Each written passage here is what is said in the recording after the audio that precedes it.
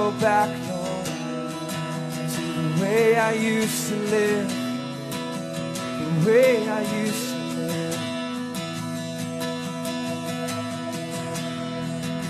I won't go back, Lord, to the way I used to be before you rescued. I will not stop till every tribe and nation bows before you. I will not stop till they all see your glory, see your glory. Your fire burns within, burn within with your fire burns within, burn within with your fire, your fire. Fire, your fire burns within, burn within me with your fire.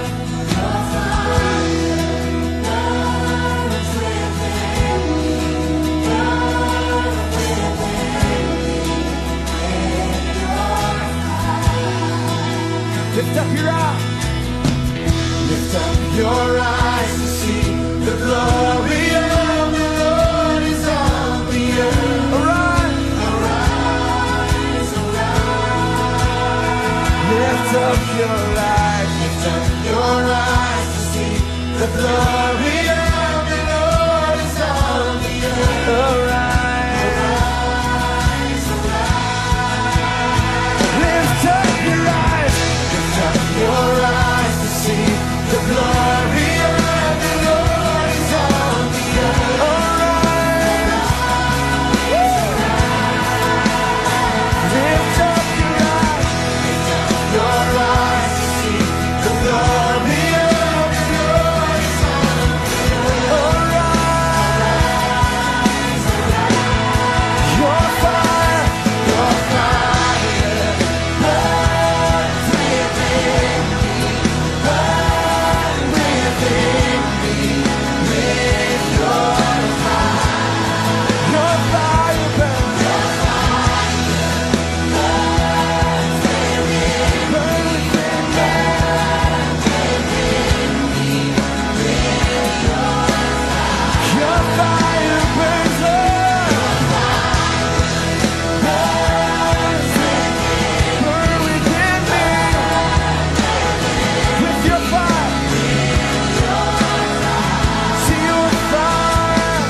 Your fire burns within me, burn with your. Sing arise, generation. Arise, generation, no longer forsaken. Arise, arise, arise. Arise, arise, generation, no longer forsaken. Arise, arise, arise. Come on, prophesy tonight. Arise, arise, generation, no longer forsaken. Arise, arise, arise.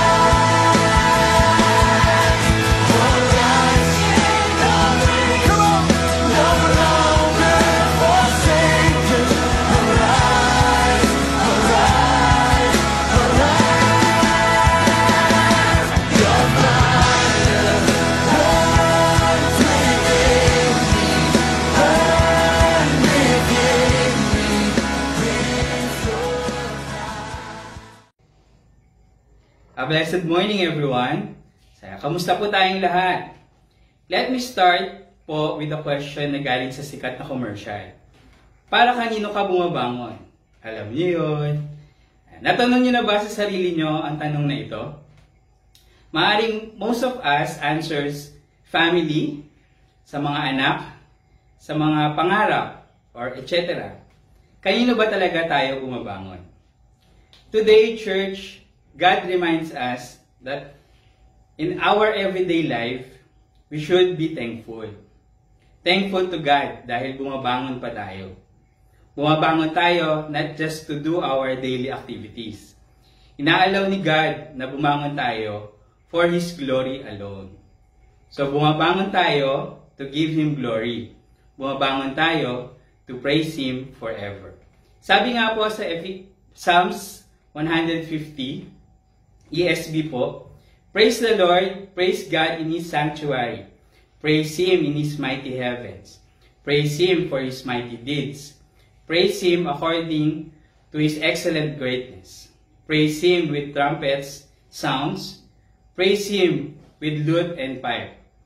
Praise Him with tambourines and dance. Praise Him with strings and pipe. Praise Him with sounding cymbals. Praise Him with loud clashing cymbals. Let everything that has breath praise the Lord. Praise the Lord. So today po, meron po tayong bagong kanta na aawitin para sa Panginoon. We will exercise how we will praise Him forever in our life.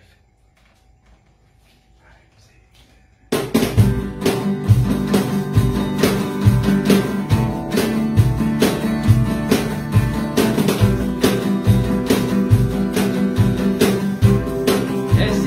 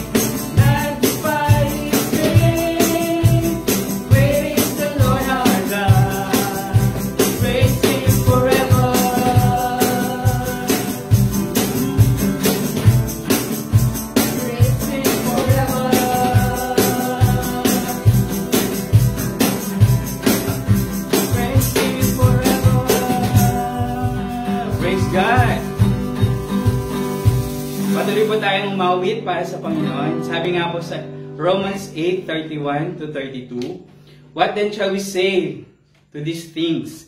If God is for us, who can be against us? He who did not spare his own Son, but gave him up for us all, how will he not also with him graciously give us all?" So let's give God our offering of praise to Him alone.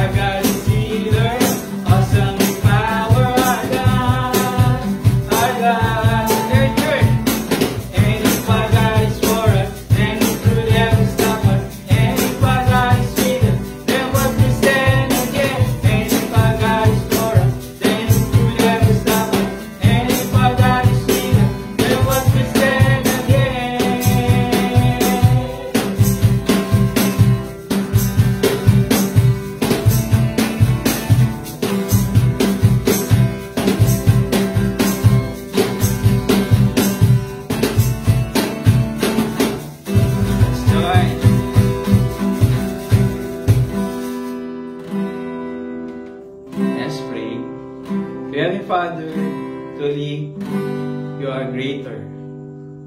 You are mighty, our Lord God.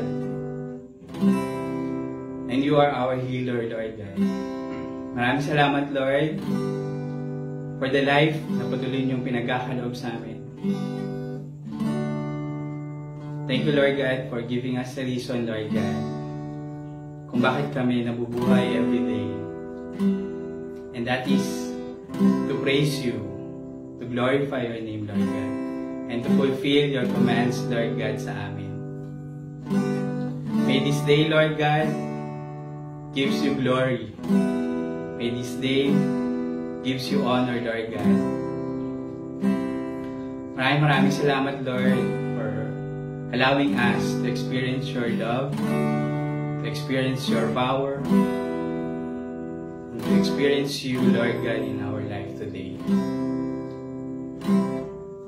Open our hearts and open our minds, Lord God, sa mga sasabihin niyo pa sa amin sa umagang ito, Panginoon. Maraming salamat, Lord. Ang lahat ng ito ay binabalik namin sa inyo na may papuwid pa salamat sa matamis na pangalan ni Jesus. Amen.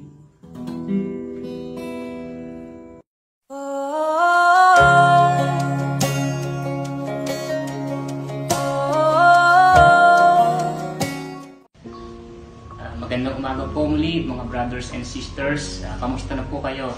So naway, patuloy pa rin po ang pagpupuri at pasalamat natin sa ating Panginoon na amidst ng mga nangyayari sa ating paligid, tayo po ay andito ngayon at sama-sama na magpupuri, magpapasalamat at talagang makikinig ng kanyang salita. So sana po kahit anuman ang nangyayari sa ating kapaligiran, anuman po yung katayuan ng ating puso, naway atin pong kinakasapikan pa rin po, no? yung mga ganitong oras na binubuhol natin tuwing Sunday, at naway na-excite tayo dun sa mga matututunan po natin at yung pong sa ating mga pagkakantahan, pagpupuri, pagkikinig ng kanyang salita, at lalong-lalo na po ngayon yung pong ating pagdiriwang ng banal na hapunan. So gusto pong isipin natin na tayo po ay napaka-privilege na tayo po ay nakakasama sa ganitong klaseng gawain ng Panginoon. So simulan na po natin. At naway sa aking pong mga babasahin, mga paglilinaw at kadahilanan po, isa puso po natin ito at talaga siyasatin po natin yung ating mga sarili sa pamamagitan ng mga talatang aking babasahin. So ang habag ng Panginoon, ito po ay isang banal na gawain. Sinasagawa po natin ito bilang paggunita sa ating tagapagligtas na si Jesucristo kaugnay sa kanyang sakripisyo at kamatayan sa krus bilang ganap na kabayaran sa ating mga kasalanan. Kaya naman po, marapat na isagawa ito na may pagdiriwang at ipagpatuloy hanggang sa kanyang muling pagdating. Ang tinapay at ang inumin na ating tatanggapin ay bawang mga elemento lamang na sumisimbolo sa katawan at dugo ni Jesus. Wala sa mga ito ang may kapangyarihan na mag-alis o maglinis ng kasalanan at magbigay ng kaligtasan sa ating mga kaluluwa. Sa halip, ito ay sumasalamin sa katawan ni Jesus na siyang tumanggap ng buong parusa at pagkamuhi ng Diyos laban sa kasalanan. At sa dalisay niyang dugo na nagpatibay sa kanyang bagong tipan ng pag-ibig para sa atin. Ayon po kay Apostol Pablo, ang sinumang kumakain at umiinom ng hindi kinikilala ang kahalagahan ng katawan ng Panginoon ay kumakain at umiinom ng kahatulan sa kanyang sarili. Yan po ay nasa 1 Korinto 11:29. Kaya't isagawa natin ito sa paraang nararapat. Ang paraang nararapat ay tumutukoy sa pagtanggap ng mga elemento na kalakip ang pagkilala kay Jesus bilang tanging Panginoon at tagapagligtas. Kaya po, sa sandaling ito, inayayahan ko po kayo na sandaling pumikit at yumuko upang saliskin po natin ang ating mga sarili batay sa ganap na kapatawaran na kanyang ginawad sa atin. At kung ikaw naman ay narito sa unang pagkakataon, inayayahan kitang lumapit kay Jesus, pagsisihan at ihingi ng tawad ang iyong mga kasalanan at tanggapin siya sa iyong buhay bilang tanging Panginoon at tagapagligtas. So tayo po'y magkaroon ng personal na panalangin. How deep the Father's love for us, how vast beyond all measure, that He should give His only Son to make a wretch His treasure. How great the pain of searing loss! The Father turns His face away, as wounds which mar the chosen one bring many sons to glory.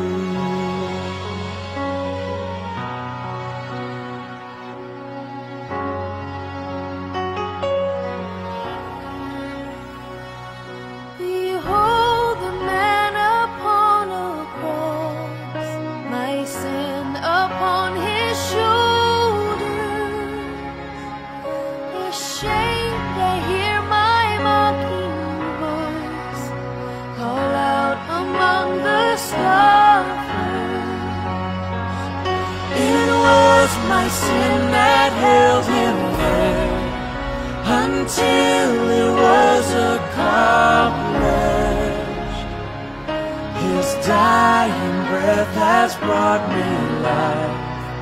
I know that it is finished.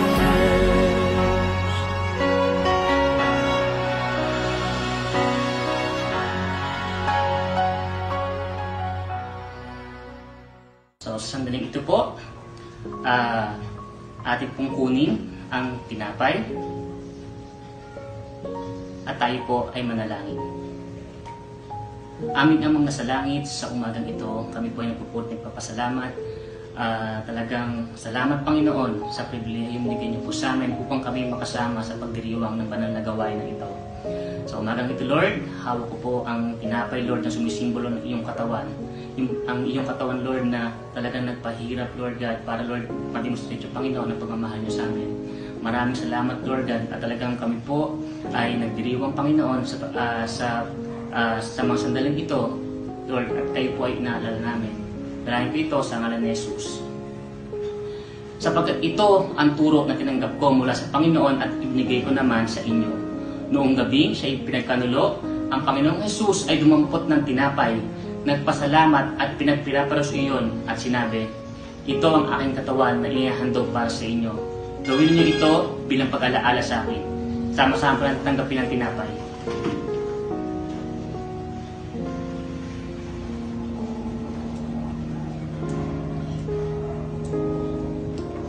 At yung pong kunin ng inumin, tayo po ay manalangin. Muli, Ama, sa oras na ito, hawak ko po, Lord, ang inumin, Panginoon, na talagang sumisimbolo sa inyong dugo. Ang iyong dugo, Lord, na naglinis ng aming mga kasalanan, na talagang siya nagpapabanal sa aming Panginoon. Maraming salamat, Lord God, at ang lahat ng ito, Panginoon, ay aming pong binabalik sa inyo na may pagpupulit pasasalamat sa ngalan ni Jesus. Matapos maghapunan, dumampot din siya ng kopa at sinabi, ang kopang ito ang bagong tipan na pinagtitibay ng aking dugo. Tuwing inumin niyo ito, gawin niyo bilang pag-aalaala sa akin. Sama-sama po natin tanggapin ang inumin.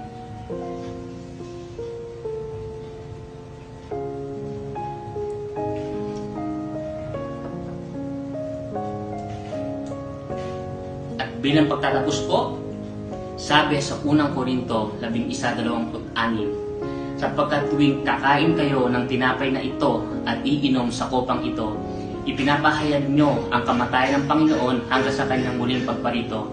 Purihin po natin ang Panginoon. Salamat po.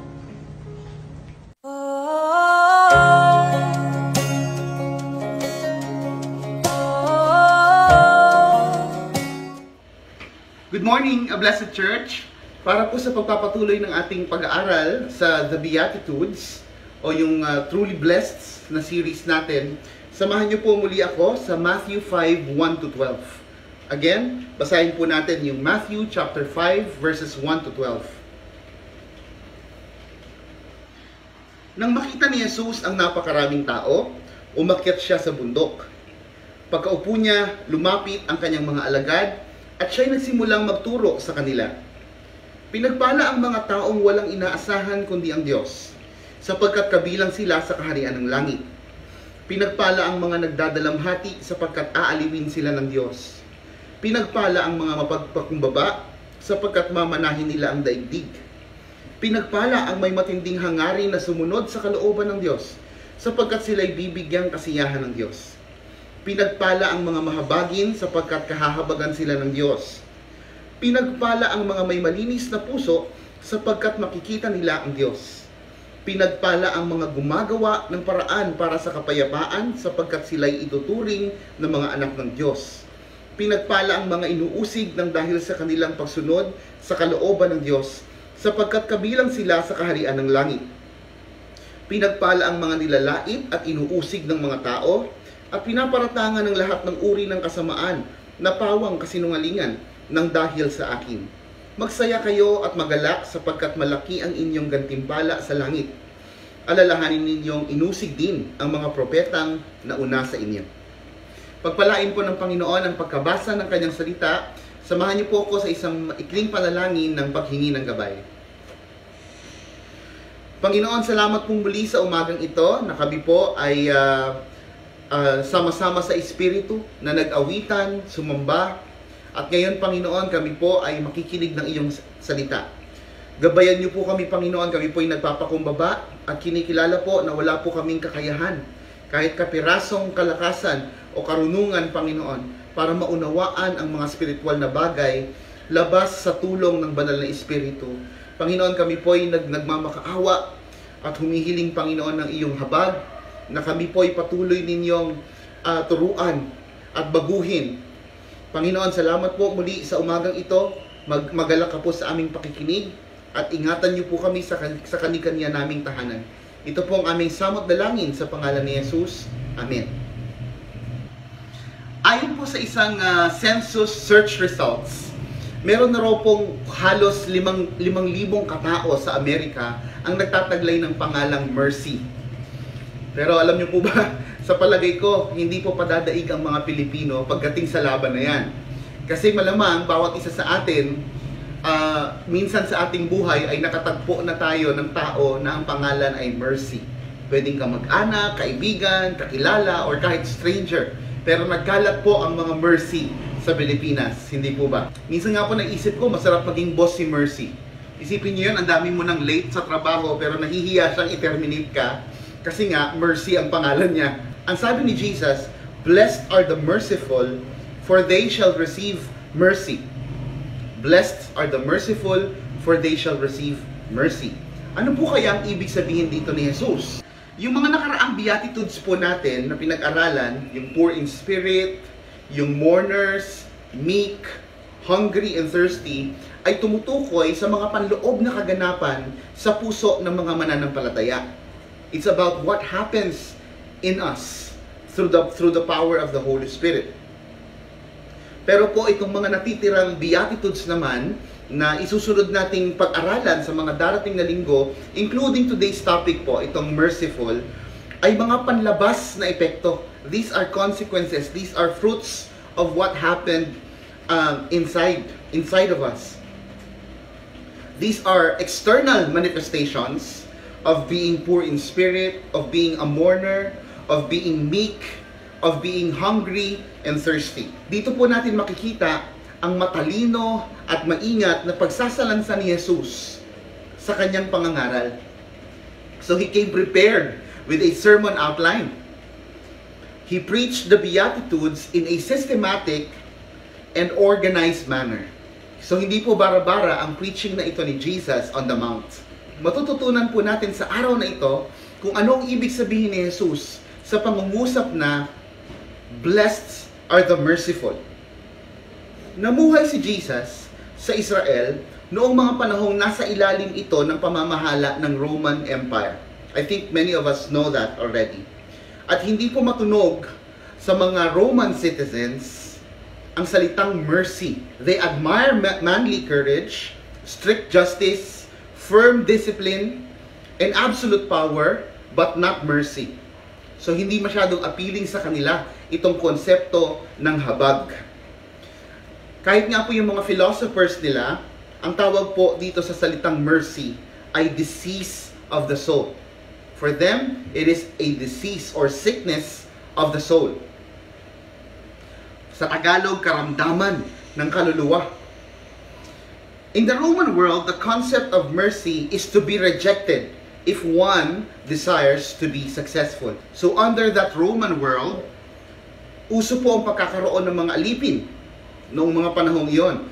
So in the absence of mercy, they were treated as disposable property.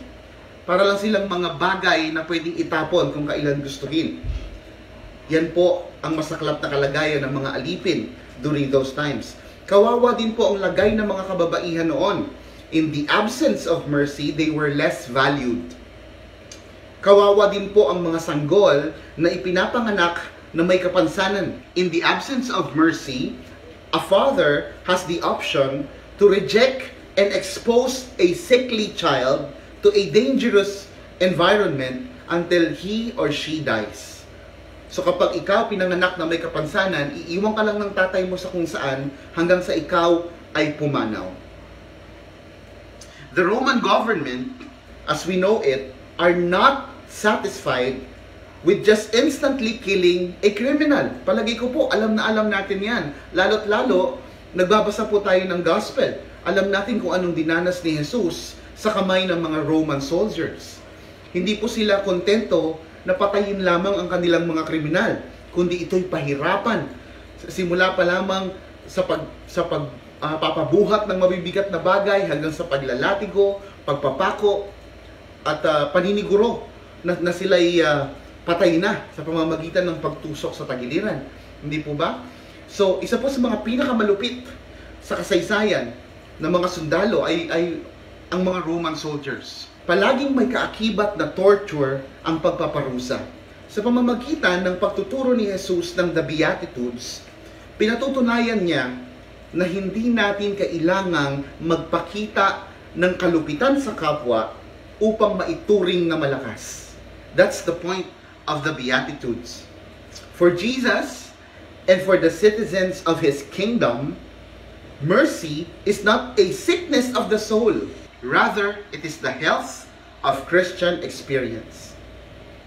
Bago po natin pag-usapan ang biblikal na kahulugan ng pagiging merciful, pagtuunan po muna natin ng pansin ang ilang kalituhan tungkol dito.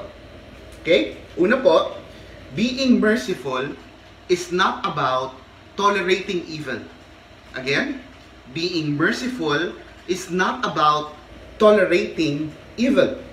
So ang pagiging mahabagin daw ay walang kinalaman sa pagpapalagpas ng kasamaan.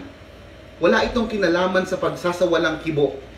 Kung hindi po tayo maingat, aakalain po natin na ang pagiging mahabagin ay katumbas ng pagsasawalang kibo laban sa mali at masama. Sa totoo lang po, sa mundong ito, mas madali pong palagpasin na lamang ang maling ugali. Hindi po ba? Kasi walang conflict kapag gano'n di ba? Parang ang daling palagpasin yung mga panlalamang, mga pananakit ng kapwa, kaysa mag-confront. The natural man does not want to be interrupted from their wrongdoings. Mas madali pa minsan manahimik, at least, bati-bati pa rin kayo, hindi ka masasabihan ng judgmental, self-righteous, killjoy, epal, at kung ano-ano pa. Bottom line, magsasawalang kibo na lang si Christian para walang conflict, para friends pa rin sila. Tapos sasabihin, anyway, lahat naman tayo nagkakasala. Wala tayong karapatang humusga. So show mercy na lang, love na lang tayo. So we are not being accountable to those people whom we call friends. By the way, meron na po pala akong YouTube channel. Binibiro po ako ng mga kaibigan kong pastor. Dahil vlogger na raw po ako.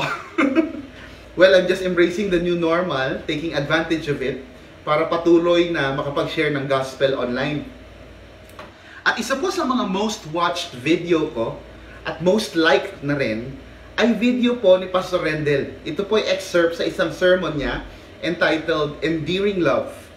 At ang focus po ng excerpt na ito, o maikling maliit na bahagi ng preaching ni Pastor Rendel, sa video ito ay loving in truth. It focused specifically on 1 Corinthians 13 verse 6. Ang sabi po ron, love does not rejoice at wrongdoing, but rejoices with the truth. And as expected po, ito rin po ang naging most disliked video ko. Meron po akong mga subscribers na hindi nagustuhan ang video. Pero yun po ay ine-expect ko na rin because Pastor Rendel was so honest in delivering that truth in that video. Tolerating wrongdoings is not a demonstration of mercy. Tandaan po natin yan. God is merciful, yet at the same time, He is just and holy. Number 2, mercy is different from pity. Again, mercy is different from pity. Ang Tagalog po pala ng pity ay awa. At ang mercy naman po ay habag.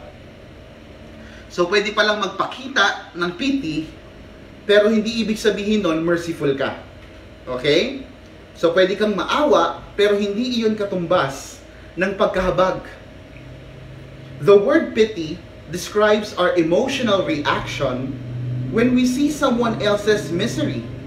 So, kapag nakakita po tayo ng isang tao na kaawa-awa ang kalagayan, definitely maaawa tayo. Pero, yung reaction na yon, yung emotional reaction na yon does not speak about mercy. Mercy, on the other hand, is an active response to address the misery.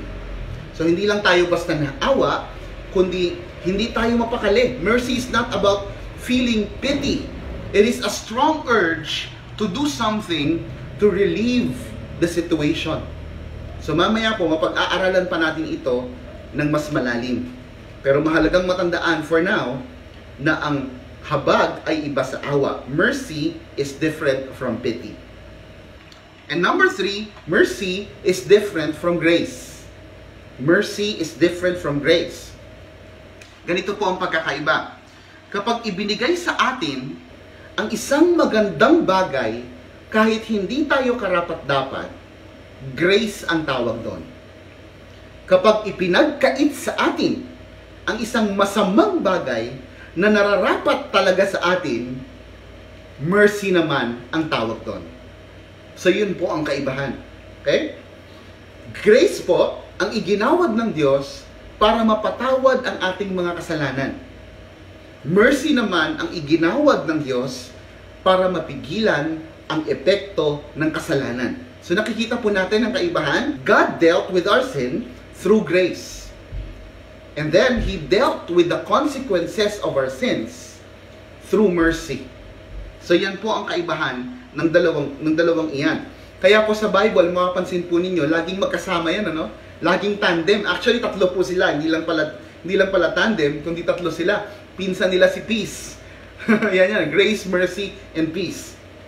Okay? Sa Hebrews 4:16, by the way, ito po ang sabi, let us then, with confidence, draw near to the throne of grace, that we may receive mercy and find grace to help in time of need.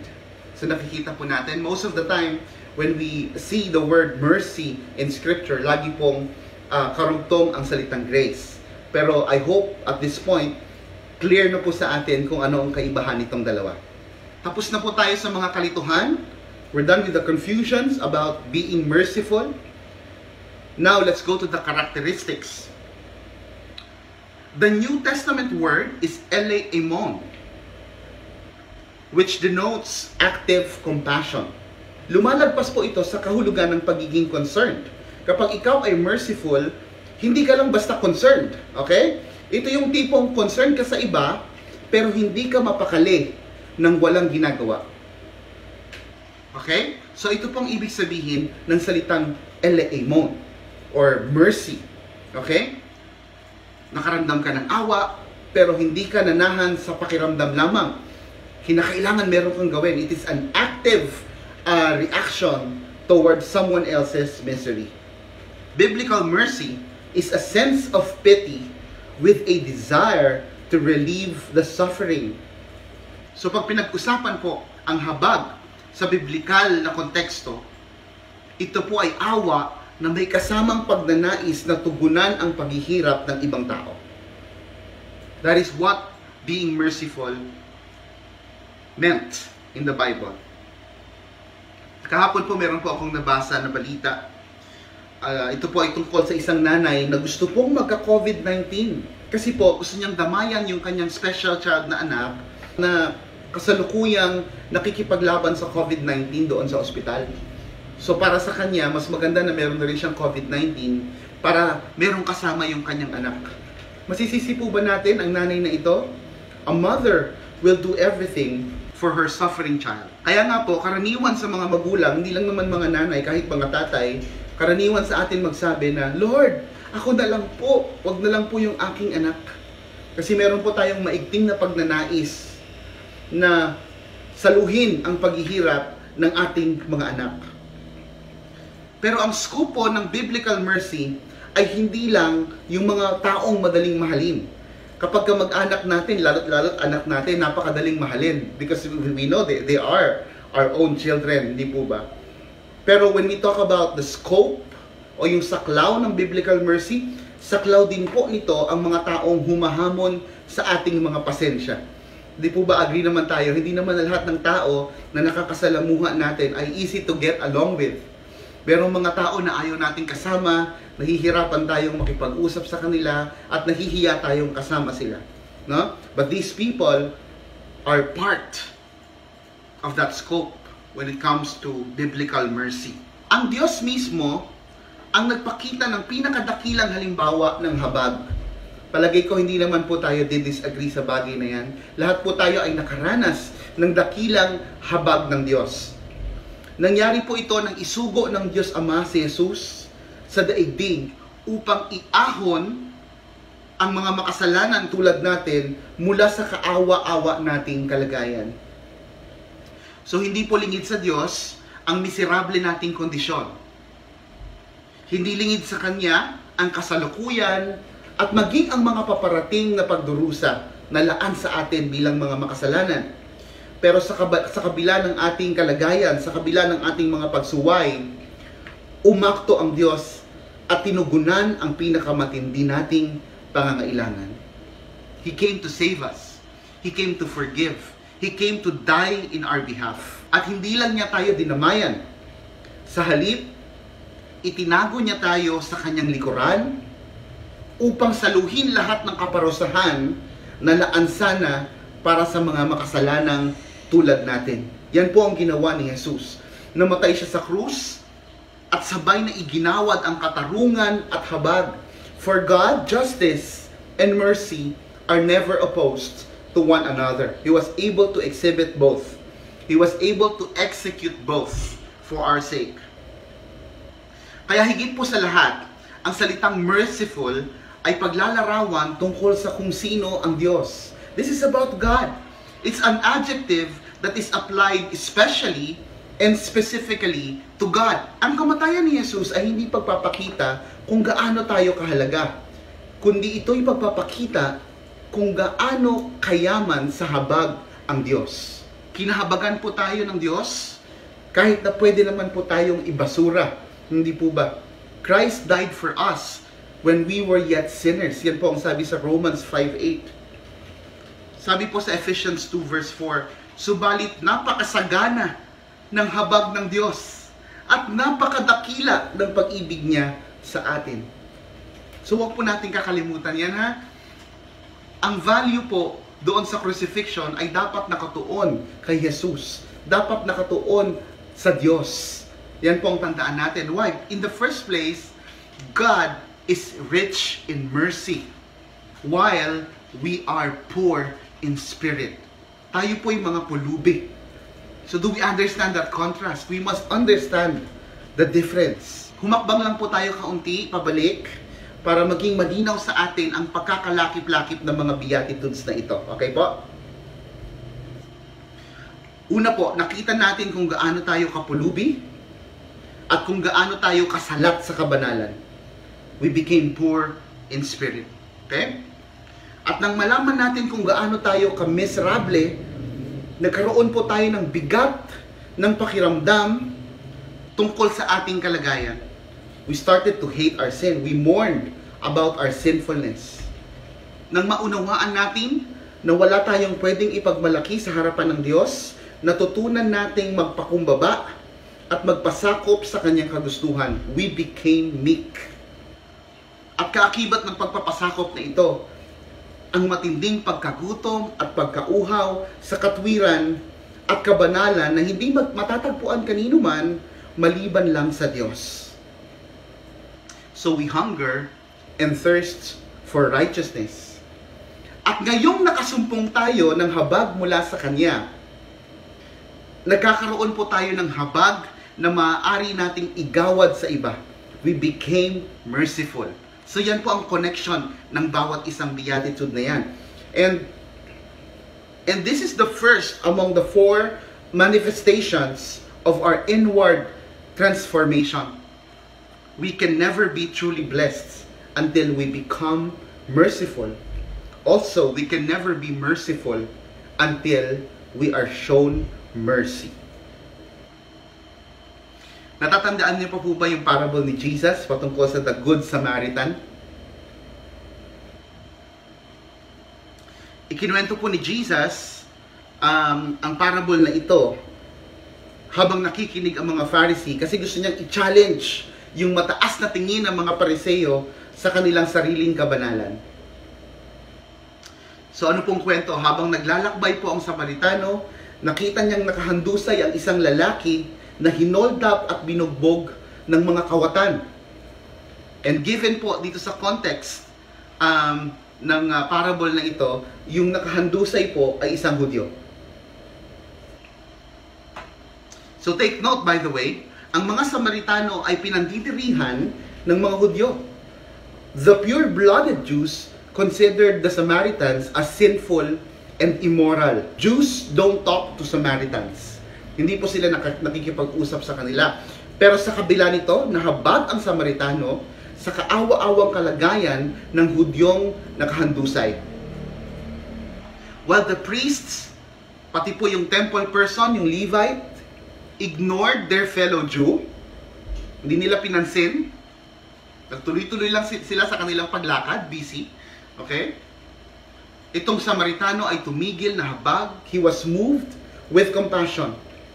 Ginamot, dinamitan, at binigyan pa ng pera ang Hudyo sa kabila ng katotohanang kaaway ang turing sa kanila ng mga ito.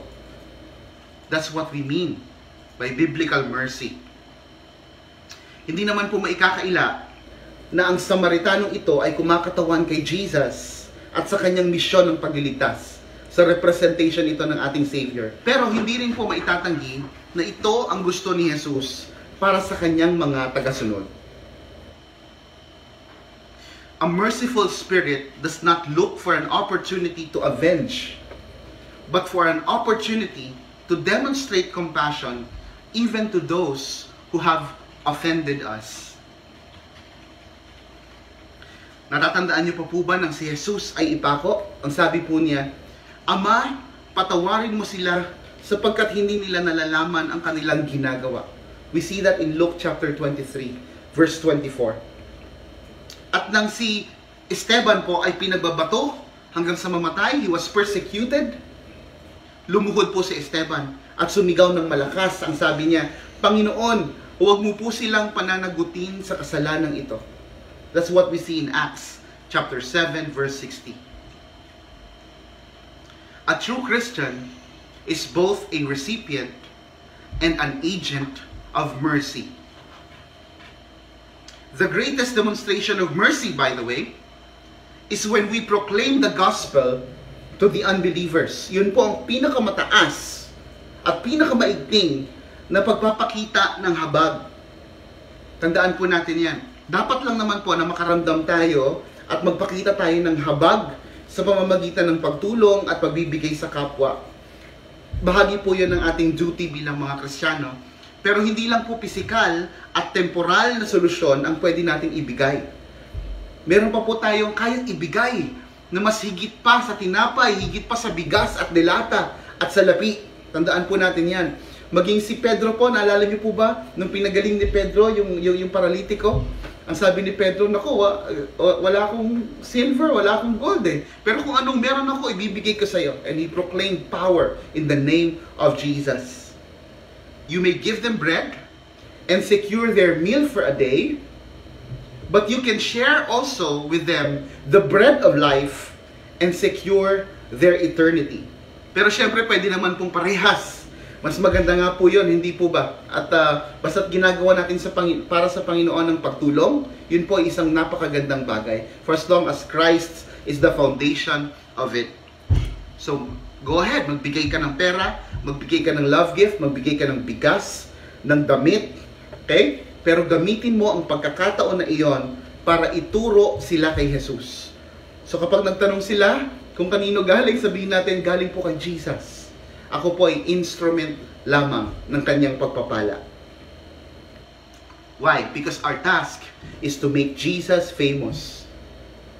Not ourselves, not our pastor, not our church, not our ministry team, not our organizations. Because Jesus is what the world actually needs. Ang sabi po ni D.T. Niles, evangelism is just one beggar telling another beggar where to find bread. So ang pagbabahagi daw po ng gospel ay parang isang pulubi na nag-a-announce sa kanyang mga kapwa pulubi kung saan makakakuha ng libreng tinapay. So yun po ang ibig sabihin nitong quote na ito. So isipin mo na lang po, no? Kung ikaw ay pulubi at alam na alam mo ang pakiramdam ng pagkagutom, alam mo kung ano ang pakiramdam ng maghirap, tapos biglang merong nagbukas na bakery na namimigay ng 1 to sawang libreng tinapay. Isipin po natin yun. Tapos ikaw ay pulubi. Ikaw ay nakinabang doon sa libreng tinapay. Hindi po ba? Hindi mo ba ipagsasabi yon sa mga kapwa mo pulubi? Hindi ka ba magyayakag at maghahanap ng iba pang pulubi para sila ay dumako doon sa bakery para makakain at mabusog din kagaya mo? Hindi po ba? In the same way, alam mo kung paano makasumpong ng kaligtasan at kung paano makaiwas sa nakaumang na panganib, pero hindi mo man lang mawarningan ang mga kaibigan at mga mahal mo sa buhay. Friends, we ought to introduce Jesus to them. They need Jesus more than anything else. God's mercy transformed and empowered us to be merciful to others. And to be merciful is to possess the God-given ability to relieve others from their misery. So, pag sinabi nating mercy, hindi lang ito feeling na naaawa ka. No? When we talk about mercy, it's a sense of pity with a desire to do something to address the situation. Dumako naman po tayo sa panghuling bahagi ng ating pag-aaral, the consequence. Ang sabi, blessed are the merciful, for they will be shown mercy. Again, blessed are the merciful, for they will be shown mercy. So ano pong ibig sabihin ng for they will be shown mercy? Isa po ito sa mga pinaka-misinterpreted na text. Kaya napakahalaga po na pag-aralan po natin ito ng mahusay. Ang tingin po ng iba, God's mercy is earned. Yun po ang intindi at interpretation nila sa talatang ito. And this is entirely contradictory to the biblical idea of mercy. Yun po ay taliwas. Kung iniisip po natin na ang mercy ay pwede nating pagpaguran, at matapos nating pagpaguran, pwede nating singilin ang Diyos. Ang ibig sabihin nun, hindi talaga natin nauunawaan kung anong ibig sabihin ng mercy. Okay? Kung paanong ang grace na pinag-usapan natin kanina ay hindi kayang pagpaguran. Kaya nga ang ibig sabihin po ng grace ay undeserved favor, unmerited, unearned favor. Kung ang grace ay hindi natin kayang pagpaguran o i-earn, ang mercy naman po ay hindi natin kayang singilin o i-demand. We can never demand mercy. Mercy cannot be demanded. Tandaan po natin yan. Ang pwede lang pong mag-grant o mag-withhold ng mercy ay walang iba kundi ang offended party. In our case, God is the offended party. And He has the absolute freedom to either grant or withhold mercy. Kaya hindi po natin pwedeng singilin ang Diyos. At katukin siya at sabihin, Panginoon, Lord, nahabag ako sa kapwa, dapat mahabag ka rin sa akin. No, that's not the point of this verse, no? Although sa unang tingin, kung hindi natin i-consider yung mga naunang talata, kung i-interpret po natin itong verse 7, hiwalay sa kanyang pinanggalingang katawan, okay? Hindi natin mauunawaan ng lubos kung anong ibig sabihin ni Jesus sa talatang ito. So, hindi po sinisingil ang habag. Yan po ang unang i-clarify natin, kundi ipinagmamakaawa. Hindi po ito sinisingil, kundi ipinagmamakaawa sa Diyos. We plead, we beg, because we are the offenders. Tayo ang may utang. Walang utang ang Diyos sa atin. So, demanding God's mercy only proves that you don't understand what mercy meant. Hindi tayo pwedeng dumako sa tunay na kahulugan ng mercy nang hindi isinasaalang-alang ang mga naunang beatitudes. Kaya muli balikan po natin para lang sigurado na nakikita po natin yung pagkakasunod-sunod nitong mga beatitudes. Kasi po, the beatitudes come in progression. Yan po ay progressive in approach. Number 1 po, naging poor in spirit ka muna bago ka nag-mourn. Okay? Tapos, naging mourner ka muna bago ka naging meek. Naging meek ka muna bago ka nag-hunger and thirst for righteousness. Naging hungry and thirsty ka, and as Christ's promise goes, you have been filled with righteousness. So sa bahaging ito, sa tagpong ito, ipinapakita na ikaw ay nakatanggap na ng habag. The Lord has already granted you mercy. Okay? So nakatanggap ka ng habag, kaya ka naging mahabagin. So yan po ang pagkakasunod-sunod. Ganyan po natin dapat tingnan ang beatitude na ito if we want to arrive on proper interpretation. This beatitude implies that when you experience and share mercy, then your heart is conditioned to receive more mercy to share with others. Ano pong sabi? Habang nakakaranas po tayo ng habag, nag-i-intensify po ang ating kagustuhan na mag-demonstrate ng habag sa kapwa. Ganun po ang nangyayari sa ating mga buhay bilang mga anak ng Diyos. Therefore, Jesus is not asking us to be merciful once in a while. He intends to make us regular channels of mercy. So anong consequences po ng pagiging merciful? Mercy becomes readily available for us to receive and to dispense. So kapag po tayo nakakaranas ng habag, natututo rin po tayong mahabag. At habang nagpapakita tayo ng habag, patuloy po tayong nakakatanggap nito. So ang nangyayari, it becomes an unending cycle of receiving and dispensing mercy. Siyan po ang buhay ng isang Kristiyano. Ang Kristiyano po ay merong unlimited supply ng mercy. The Lord grants mercy, and we are able to dispense that mercy also by the grace of God. Ang sabi po sa Psalm 23 verse 6, surely goodness and mercy shall follow me all the days of my life.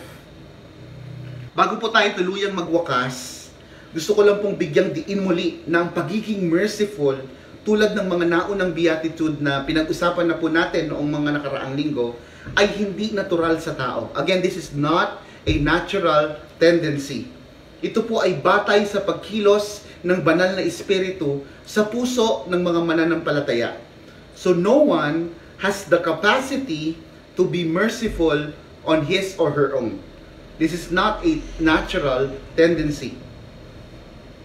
And as a Christian, you are already merciful. Ikaw po ay mahabagin. Ikaw ay mahabagin dahil nakatanggap ka na ng habag. Yan po ang ibig sabihin ng pangangaral ni Jesus. As a Christian, you are already merciful, for the Holy Spirit resides in you, and He planted mercy in your heart. Pero ang tanong natin, bakit nahihirapan tayo na i-demonstrate ito kung minsan? Hindi po ba struggle ito? Aminin na natin, hindi po ba meron tayong mga tao sa paligid natin na hindi natin alam kung hindi mercy ang gusto natin igawad, no? Ang gusto natin igawad, kutos at pananakit, hindi po ba? Gusto nating bumawi, gusto nating sirain pabalik ang kanilang mga buhay. Gusto natin silang saktan. And mercy, granting mercy, is always a struggle for a Christian. At bakit po kaya ganon? Sa palagay po ninyo, ganito po kasi yon. Yung ating renewed spirit no longer matches the body that we are in. So yung ating espiritu na binago ng Panginoon ay hindi na compatible sa katawang taglay natin. No? Kaya nga, ito pong katawang ito, someday, ito po ipapalitan ng Diyos. Our struggle when it comes to granting mercy comes from the fact that we are still in this flesh. At ang kagustuhan po ng ating laman ay taliwas sa kagustuhan ng banal na espiritu. That's why we struggle. Sa tulong po at habag ng Panginoon, magagawa rin po nating managumpay laban sa lamang ito, and we will be able to grant mercy kung paano po tayong nakatanggap nito. Soon things will be different. Makiusap po tayo sa Panginoon na patuloy niyang igawad ang habag na kinakailangan natin araw-araw. Alam niyo po kung bakit natin kailangan ng habag araw-araw? Kasi po, araw-araw po tayong nagkakasala. Araw-araw po tayong tumataliwas sa kagustuhan ng Diyos. At araw-araw po tayong nakakagawa ng mali sa ating mga buhay. At kung hindi po dahil sa habag ng Panginoon, lahat po tayo ay natupok na ng apoy. Lahat po tayo ay nagdanas na ng parusa na nararapat sa mga tulad nating makasalanan. So we need God's mercy every day Because every day we fail. Yan po ang tandaan po natin.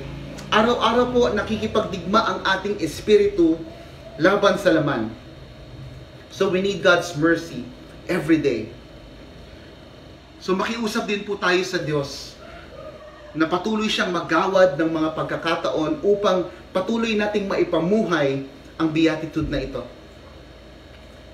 We can never be truly blessed until we become constant channels of mercy. Samahan niyo po ako sa isang maikling panalangin. Panginoon, salamat po sa iyong salita. Salamat po sa inyong presensya. Salamat po sa pagsama niyo sa amin, Panginoon. At sa pagbibigay po sa amin ng kaunawaan kung gaano kayaman ang iyong habag, Panginoon. Lord, salamat, Panginoon, dahil ipinaunawa mo sa amin ngayong araw na ito, Lord, kung gaano kalalim ang aming pinagpugutan. Lord, we acknowledge wala po kaming maipagmamalaki sa inyo. Dahil lahat po ng aming nararanasan ngayon ay base po sa iyong kagandahang loob at habag sa amin. Ang dahilan lamang po kung bakit kami ay nananatili pa rin buhay at hindi nakakaranas ng iyong galit ay dahil sa iyong habag sa amin. Salamat po dahil meron kaming mahabaging Diyos. At dahil dito, Panginoon, wala po kaming karapatan na mag-withhold ng habag mula sa ibang tao. Tulungan niyo po kaming maipamuhay ito. Tulungan niyo po kami, Lord God, na mapalago ito sa aming mga puso. Lord, we acknowledge, we know by your grace, by your mercy, we already have this in our heart. Dahil po sa banal na Espiritu, ito po ay palaguin ninyo sa aming mga buhay. At ito po ay makita sa aming araw-araw na pamumuhay whenever we relate with other people. And as we do, Lord, be glorified in our lives. Panginoon, salamat sa inyong patuloy na pag-iingat sa amin. Sa bawat miyembro ng A Blessed Church, Lord God. Salamat, Lord, sa inyong pagtugon sa aming mga pangangailangan. At salamat po, Panginoon, sa patuloy na proteksyon mula sa virus na aming kinakaharap ngayon. Lord, we pray continually, Panginoon, lalo na sa mga miyembro namin, Lord God, na mga frontliners. We pray for them and their family. At Lord, patuloy kaming nananalangin na darating ang pagkakataon, Lord God, sa iyong habag, Panginoon. Kami po, Panginoon, ay makakapagtipon-tipon muli sa isang lugar na nanambahan, umaawit at nakikinig ng iyong salita. Salamat po, Panginoon, sa iyong kabutihan. Ito po ang aming samot dalangin sa pangalan ni Jesus. Amen.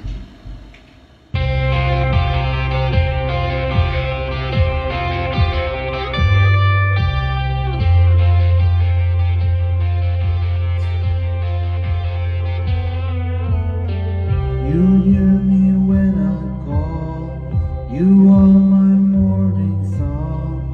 Though darkness fills the night, it cannot hide the light.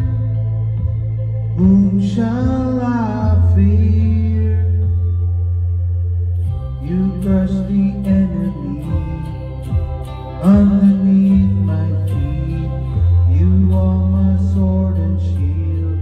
Though troubles linger still, whom shall I fear? I know who goes before me, I know who stands behind. The God of angel armies is always by my side. The one who reigns forever, he is a friend of mine. The God of angel armies is always by my side.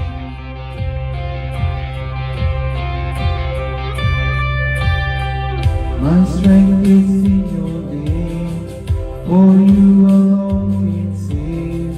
You will deliver me, yours is the victory. Whom shall I fear?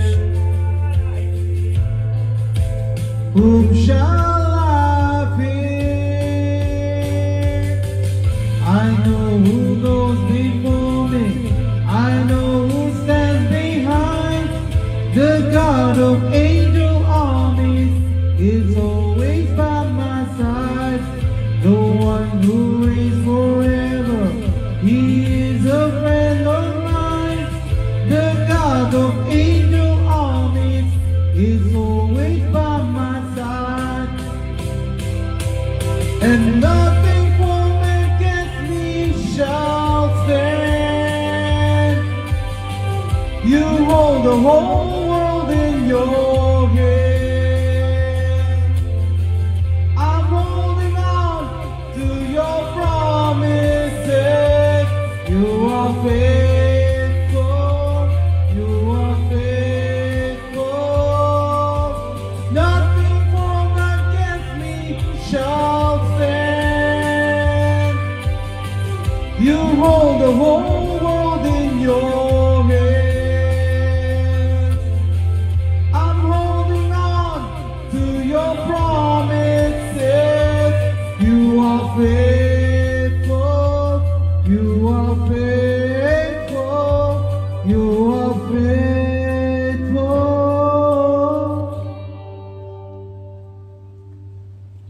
I know who goes before me.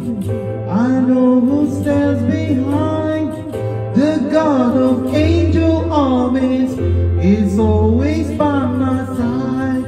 The one who reigns forever. He is a friend of mine. The God of angel armies is always by my side. I know who goes before me. I know who stands behind. The God of angel armies is always by my side. The one who reigns forever. He is a friend of mine. The God of angel armies is always by my side. The God of angel armies is always by my side. Itaas po natin ang ating mga kamay bilang simbolo ng pagtanggap ng pagpapala mula sa Panginoon. Sa Kanya na makapag-iingat sa inyo upang hindi kayo magkasala at makapaghaharap sa inyo ng walang kapintasan at may malaking kagalakan sa Kanyang kaluwalhatian, sa iisang Diyos na ating tagapagligtas, sa pamamagitan ni Jesucristo na Panginoon natin, sa Kanya ang kaluwalhatian, kadakilaan, kapamahalaan at kapangyarihan, mula pa noong una, ngayon at magpakailanman. Amen. Purihin po ang Panginoon.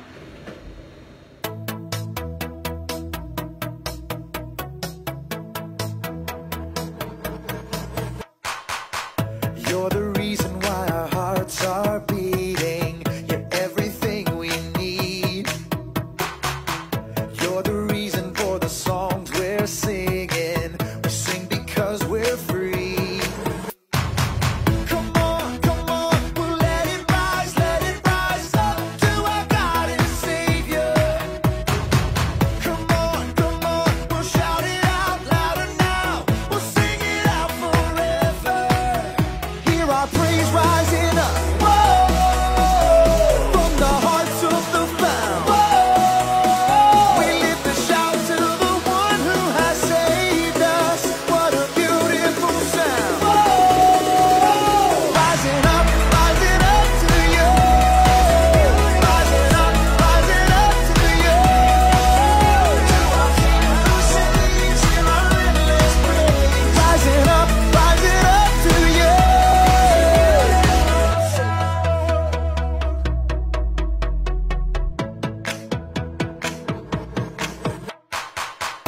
You're the